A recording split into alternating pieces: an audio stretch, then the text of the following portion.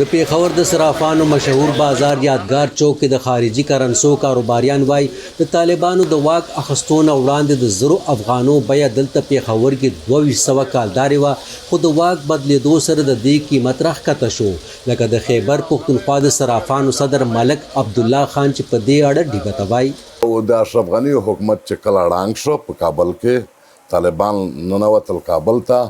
نو افغانۍ سټاپ شوه او ریټونه یې ډېر راوغورځېدل او په بازار کې کاروباري خلک هم هغې ته زړه نه ښه کولو چې وایلي ځکه چې یارېدل چې داسې نه وي چې بیخي سره بنده شي هغه شي که نه مخکې هم داسې ډېرې نقصانونه خلک کړي وي په د افغانۍ کې که نه نو بیا یې ریټ د 2200 نه د 2200 نه راوغورځېد 1500 روپۍ ته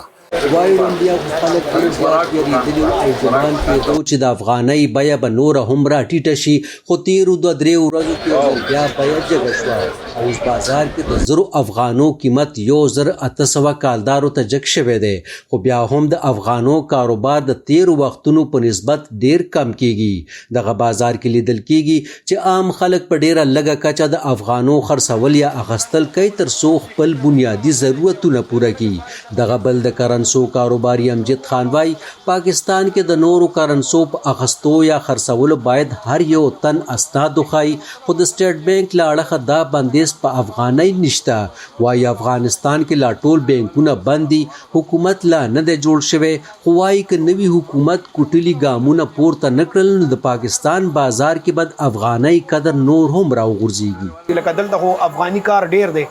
لکه د افغانستان خلک او دلته یو بل سره روابط لري تجارت کوي نو دا افغاني چې هغې هلته نه راوړي نو دې مارکیټ کې چې خرڅوي خو د خریدار هغه ټرنډ چې کوم دی که نه هغه رنګ نه دی لکه هر سړی په دې دغه کې دی چې دا نور هم راکمیږي نو زما خو چې کوم دی که نه راتلونکي وخت کې دا پریډکشن موږ ورته ویو دې ته چې یاره کیدای شي د افغاني چې کوم دی که نه کمه شي که هغې چېرته افغانستان بینک یا دی پکې څه مؤثر کار ونه کو لکه د دې په ګراوټ کې چې کوم دی که نه هغې مؤثر کار ونه کړو ایکشن یې وانغستو نو کیدای شي کمه شي وایي د افغانۍ قدر به هغه وخت بیا خپل ځای ته واپس راځي چې یو خو اربونه ډالره د افغانستان کنګل شوي راخلاص شي داسې حکومت جوړ شي چې د نړۍ ټول هیوادونه په رسمیت وپیژني او یو ځل بیا د پاکستان او افغانستان تجارت د تیرو وختونو په شان شروع شي که داسې نه کیږي نو د ده په نظر بازار کې به د افغانۍ قدر نور هم راغورځېږي د همکار هاشم علي سره مدثر شاه وایس اف امریکا ډیوه پیښور